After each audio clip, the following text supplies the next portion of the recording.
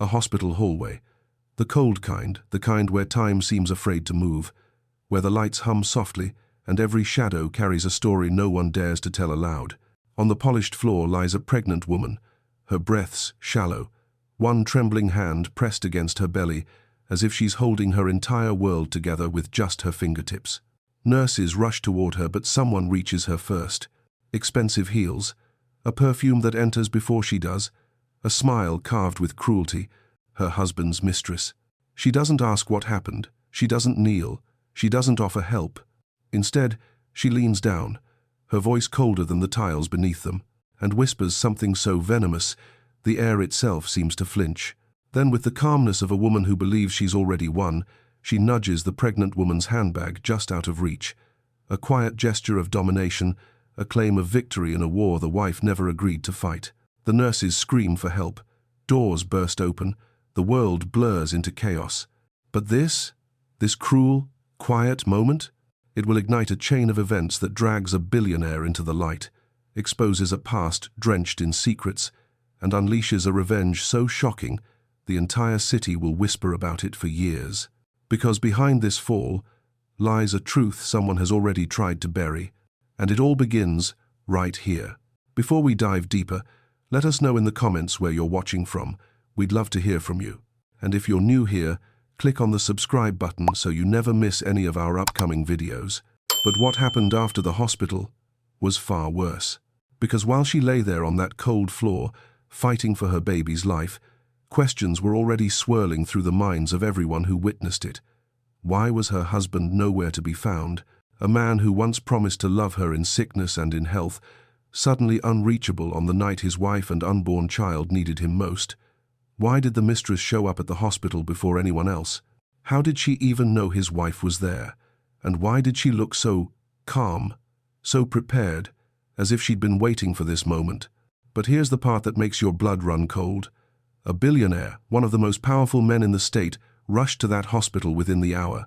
Not for business, not for publicity, for her, a woman he'd never publicly acknowledged, a woman whose name had never appeared in his world of boardrooms and country clubs. So the question everyone started asking was simple but terrifying. Why did he care so much? What did he know that no one else did? And what secret were they all trying to bury beneath the sterile white sheets of that hospital room? She thought she knew who her enemies were. The mistress, the betrayal, the lies. She was wrong. Her name was Emma, 32 years old, 7 months pregnant, and if you asked anyone who knew her, they'd tell you she was kind. The type of woman who remembered birthdays, who baked cookies for the neighbors, who always smiled even when her eyes told a different story. She'd been married to Daniel for 4 years, a man who worked in finance, who wore expensive watches and came home late smelling like cologne that wasn't hers. At first, she thought it was just stress, long hours, market volatility, the usual excuses, but then came the signs, the ones you can't unsee once you notice them. He stopped touching her belly when he walked past, stopped asking how she felt, stopped looking her in the eye during dinner. There were nights when his phone would buzz on the nightstand, and he'd grab it so fast you'd think it was on fire. Nights when he'd say he was working late, but she could hear laughter in the background when he called. Female laughter. And then there was the money. Transfers she didn't recognize, payments to accounts with no names attached. When she asked, he'd snap at her, tell her she was being paranoid, hormonal, crazy. So she stopped asking. She withdrew into herself, into the small, quiet world of her unborn daughter, and tried to convince herself that everything would be okay once the baby came, that he'd fall in love again, that they'd be a family. But deep down, in the place where fear lives, she knew he was slipping away. She just didn't know how far he'd already gone.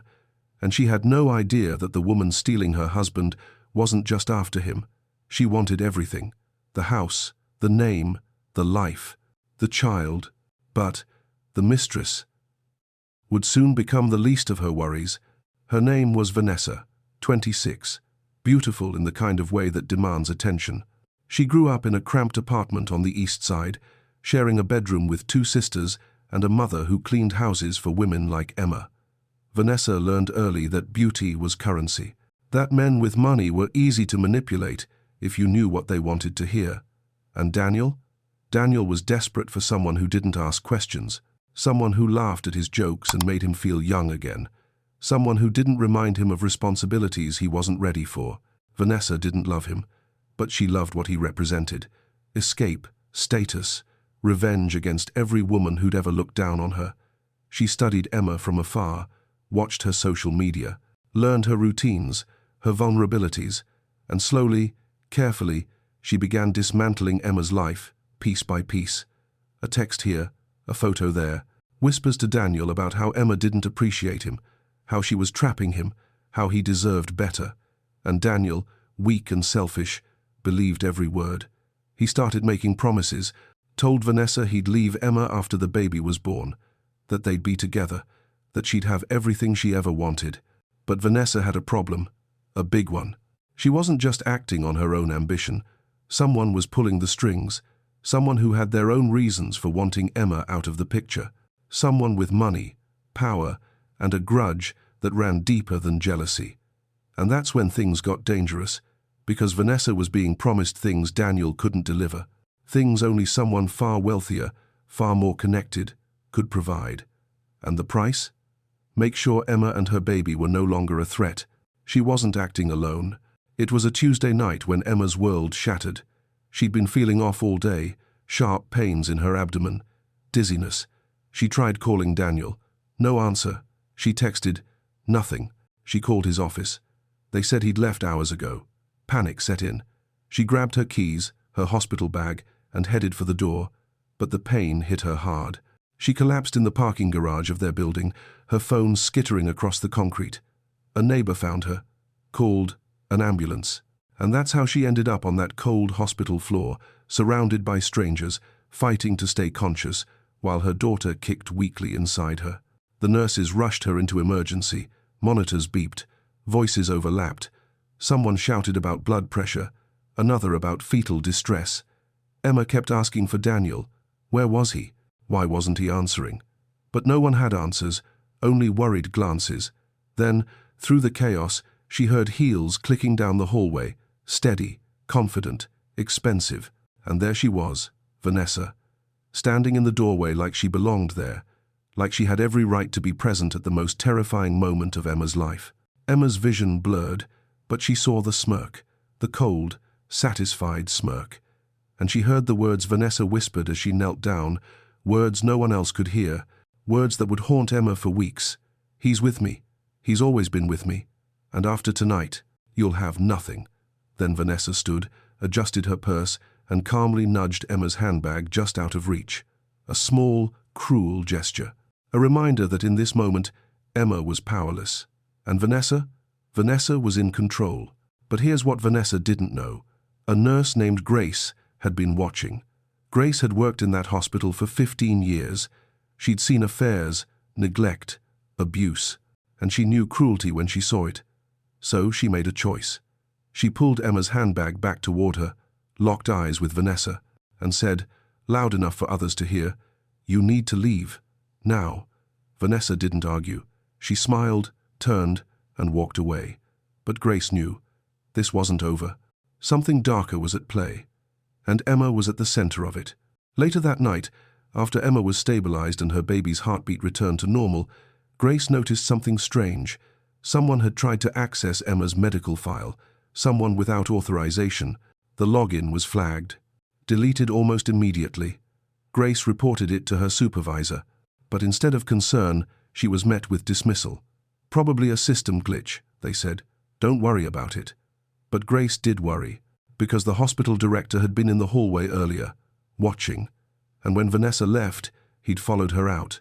They'd spoken briefly near the exit, too briefly, too quietly, and Grace had a sinking feeling that whatever was happening to Emma went far beyond a love triangle. The security cameras in that hallway? Mysteriously turned off. The backup footage? Corrupted. And when Grace tried to bring it up again, she was told to drop it or find another job. And then the billionaire walked in. His name was Richard Montgomery, 71 years old, self-made, ruthless in business but known for his philanthropy. Hospitals, scholarships, veteran programs. He was the kind of man whose presence commanded silence, whose word could end careers or save them. And when he walked into that hospital at 2 in the morning, people noticed. The director personally escorted him to Emma's room. No questions asked, no explanations given. Richard stood in the doorway for a long moment, watching Emma sleep, her hand still resting protectively on her belly, her face pale and exhausted, and something in his expression cracked, just for a second. Then he turned to the director and said, "I want every piece of footage from tonight, every file, every login, and I want it in 1 hour." The director stammered, tried to explain the technical difficulties. Richard didn't blink. 1 hour, or I'll have this hospital audited so thoroughly you'll be explaining every tongue depressor. The director left. Fast. Richard pulled up a chair beside Emma's bed. He didn't touch her, didn't wake her, just sat there, keeping watch, like he'd done this before, like he owed her something no one else understood. When Emma woke up the next morning, he was gone, but there was a note on her bedside table, handwritten, simple. "You're not alone. Stay strong." Richard Montgomery didn't believe in coincidences, and when his son Daniel married Emma 4 years ago, Richard had done his research, background checks, financial audits, everything. Emma was clean, kind, genuine, everything Daniel didn't deserve. Richard had hoped his son would grow up, that fatherhood would change him. But when Richard started hearing rumors about a mistress, about threats, about strange behavior, he knew he had to act. He hired a private investigator, former FBI, discreet, thorough, and what they uncovered made Richard's blood boil. Daniel had been transferring money to Vanessa for 8 months, thousands of dollars, luxury apartments, designer clothes, trips. But that wasn't the worst part. The investigator found emails, text messages, plans, conversations about getting rid of the problem, about making sure Emma couldn't claim anything, about manipulating medical records to make her look unstable, unfit, dangerous. And here's the part that made Richard's hands shake when he read the report. Vanessa wasn't working alone. She was being funded by someone else, someone with deeper pockets than Daniel, someone with access, influence, and a motive that went beyond simple greed. Richard pulled every string he had. He bribed hospital staff for access to deleted security footage, paid tech experts to recover corrupted files, and what he found was damning. Footage of Vanessa meeting with the hospital director 3 days before Emma's collapse. Footage of Daniel handing over Emma's medical history. Footage of a third person, a woman in her 60s, elegant, cold, sitting in a parked car outside the hospital the night Emma was admitted. Richard zoomed in on the license plate, ran it through his contacts, and his worst fear was confirmed. The woman in the car was Daniel's mother, Margaret Montgomery, Richard's ex-wife, a woman he hadn't spoken to in 20 years, a woman who'd walked away from their marriage with millions and a grudge that never healed. And now she was back, pulling strings, poisoning their son, and targeting the one person Richard had secretly tried to protect for years, because Margaret didn't just want to hurt Emma, she wanted to destroy her. And the reason? A secret Richard had buried so deep, he thought it would never surface. What? The billionaire uncovered? Destroyed reputations. Emma was released from the hospital 3 days later. Daniel finally showed up. Apologetic, tearful. He claimed he'd been in meetings, that his phone died, that he came as soon as he heard. But Emma saw through it.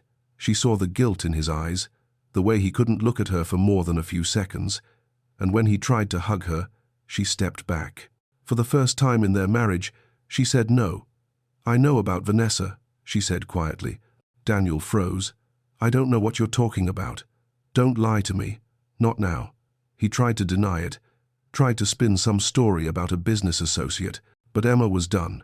She told him to leave, to stay with whoever he wanted, that she'd handle everything herself. And Daniel, coward that he was, left without a fight. But Emma wasn't handling this alone anymore. Richard Montgomery made sure of that. He arranged for a lawyer, a security detail, a safe place for her to stay. He didn't explain why, didn't ask for anything in return, just said, "You deserve better than this." And Emma, exhausted and heartbroken, accepted. She didn't have the energy to question it. 2 weeks later, Richard's investigator presented the full report, and it was worse than anyone imagined. Vanessa and Daniel had planned to manipulate Emma's medical records to create a paper trail showing postpartum psychosis, instability, risk to the child. The goal? To have Emma declared unfit, to take custody of the baby, and to claim Emma's inheritance from her late parents, which was held in trust until the baby's birth. But here's the twist that nobody saw coming. Vanessa wasn't just being funded by Margaret Montgomery. She was being blackmailed by her. Margaret had dug into Vanessa's past, found things, criminal associates, debts, a history Vanessa desperately wanted buried. So, Margaret made her an offer. Help destroy Emma, or have your past exposed. Vanessa chose survival. But she was never supposed to be the main player. She was just a pawn, a distraction, because Margaret's real target wasn't Emma's money, it was control of the Montgomery empire. And the only way to secure that was to eliminate any potential heirs that weren't directly under her influence, which meant Emma's baby had to go. Richard discovered this 2 days before Emma was scheduled to give birth. He also discovered something else, something that made him sit down in his office and pour himself a drink he hadn't touched in years. 29 years ago, Richard had a brief relationship with a woman named Catherine Grant, a kind, intelligent woman who worked as a curator at a museum. They were together for 6 months. Then Catherine disappeared. No explanation, no goodbye. Richard tried to find her, but she'd moved, changed her number, vanished. He eventually moved on, married Margaret, had Daniel, built his empire. But Catherine had a daughter she named Emma, a daughter Richard never knew about because Catherine was terrified of Margaret, who'd already been stalking Richard even before they were married. Catherine made a choice. She raised Emma alone, kept her far from the Montgomery world, and when Catherine died of cancer 8 years ago, she left Emma a letter Emma never opened. A letter Richard's investigator found in Emma's apartment, a letter that began, "My darling Emma, if you're reading this, I'm gone, and there's something you need to know about your father." Richard knew. He'd always suspected. The timeline matched, the resemblance. Emma's eyes, her smile. He'd seen it the first time Daniel brought her home, but he'd convinced himself it was coincidence, that he was seeing ghosts. But the DNA test his investigator ran without Emma's knowledge, from a coffee cup she'd discarded, confirmed it. Emma was his daughter, which meant the baby she was carrying wasn't just his grandchild, it was the only legitimate heir to his fortune. And Margaret? Margaret had figured it out too. That's why she was so determined to eliminate Emma, because if the truth came out, Daniel would lose everything, and Margaret's plan to control the Montgomery empire through her son would crumble. In the courtroom, everything came crashing down. The trial was supposed to be simple. Emma filed for divorce, full custody, restraining order. But Richard Montgomery dropped a bombshell.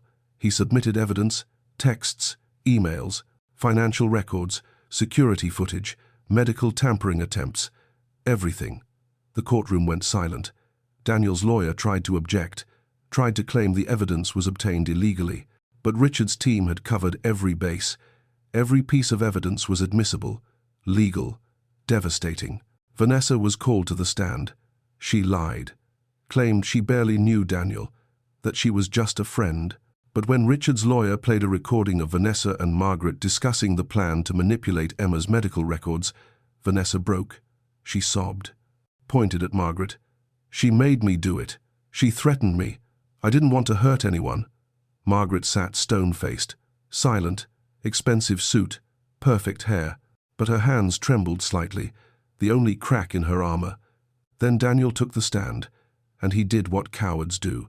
He blamed everyone but himself, said Vanessa seduced him, that his mother manipulated him, that Emma was too demanding, too emotional, that he felt trapped. The judge, a woman in her 50s who'd seen every type of human ugliness imaginable, stared at Daniel for a long moment. Then she said, "I've seen a lot of pathetic excuses in this courtroom, but yours might be the worst." She granted Emma full custody, a restraining order against Daniel, Vanessa, and Margaret, and she ordered a criminal investigation into the medical tampering. The hospital director resigned the next day. Vanessa was charged with conspiracy. Margaret faced fraud and attempted harm charges. And Daniel lost everything, his job, his reputation, his inheritance, his father, because in a private meeting after the trial, Richard Montgomery told his son something that broke whatever was left of their relationship. Emma is your half-sister. That baby she's carrying is not just your child, she's my grandchild, my true heir, and you tried to destroy her. Daniel's face went white. He tried to speak, to deny it, but Richard just handed him a folder. DNA results, Catherine's letter, everything. You're not a Montgomery anymore, Richard said quietly. You're on your own. 1 month later, Emma gave birth to a healthy baby girl. She named her Catherine, after her mother, after the woman who sacrificed everything to keep her safe. Richard was there, in the waiting room, nervous like any grandfather. And when Emma invited him in to meet his granddaughter, he cried. For the first time in decades, Richard Montgomery cried. Emma asked him why he'd done all of this, why he'd fought so hard for someone he barely knew, and that's when Richard told her the truth, showed her the letter from her mother, the DNA test, everything. Emma didn't cry. She just looked at her daughter, then at Richard, and said, "She would have liked you." It wasn't forgiveness. It wasn't instant family, but it was a beginning. Richard set up a trust for Emma and Catherine, made sure they'd never want for anything. But more than that, he showed up. To doctor's appointments, to birthdays, to the small, quiet moments that make up a life. He didn't try to replace Catherine Grant. He just tried to honor her memory by being the father Emma never had, and the grandfather baby Catherine deserved. The lesson? Betrayal always destroys itself. Daniel lost everything because he was too weak to choose integrity. Margaret lost her freedom because she let bitterness consume her. Vanessa lost her future because she chose shortcuts over character. But Emma survived because she refused to let cruelty define her. She chose to fight, to protect her child, to believe that somewhere, somehow, justice would prevail. And it did. Not because the system worked perfectly, but because one man chose to do the right thing, even when it cost him his son, even when it exposed his own past, even when it was hard. Truth always returns. Sometimes it takes years. Sometimes it arrives in a hospital hallway at 2 in the morning, but it always comes back. And when it does, it doesn't care about money or status or carefully constructed lies. It just shines light into the dark places people tried to hide. Strength comes from the unexpected. Emma thought she was alone, powerless, defeated. But strength found her, in a nurse who refused to look away, in a billionaire who chose to be a father, in her own heart, which refused to break even when everything else did. And family? Family isn't always blood. Sometimes it's revealed in the fire, in the moments when everything is burning down and someone chooses to stand with you anyway. Richard Montgomery wasn't Emma's father for 29 years, but he became one when it mattered most. And that's the thing about redemption. It's never too late, never impossible. It just requires the courage to face what you've lost and the humility to accept what you can still save. So now I want to ask you something. What would you have done in Emma's place? Would you have trusted Richard? Would you have let him into your daughter's life? Or would the betrayal have been too much? Would you have walked away from everything and started over somewhere? No one knew your name? There's no right answer, just honest ones. And I want to hear yours. Drop it in the comments. And what about Richard? Do you think he was right to reveal the truth? To tell Emma she was his daughter even though it meant destroying his relationship with his son? Some people say he should have stayed silent, that he caused more pain than healing. Others say he did the only honorable thing. What do you think? Was it justice or just more damage? Should Daniel face jail time? He didn't physically hurt anyone, but he conspired to manipulate medical records, to destroy his wife's mental health, to take her child. Where's the line between cruel and criminal? Tell me where you stand. How would you feel if this happened to you? If the person you loved, the person you built a life with, conspired with his own mother to erase you, to make you look crazy, to take your child, could you forgive that? Could you move forward? Or would rage consume everything? I think that's what makes Emma so remarkable. She didn't let hatred win. She fought for her daughter, for herself, but she didn't become the villain in someone else's story. That takes a kind of strength most of us never have to find, and I hope you never do. But if you ever face betrayal like this, I hope you remember Emma, and I hope you fight. Before you go, if you think this story was unbelievable, wait until you hear what happened when a nanny uncovered a billionaire's darkest secret. A secret that involved 3 countries, a missing fortune, and a child who was never supposed to exist. That story drops next week, and trust me, you won't want to miss it. Hit that subscribe button, turn on notifications, and thank you for watching. Thank you for caring about Emma's story. Thank you for believing that truth matters, because it does. Even when it's painful, even when it's complicated, even when it takes 29 years to surface, truth always matters. And so do you.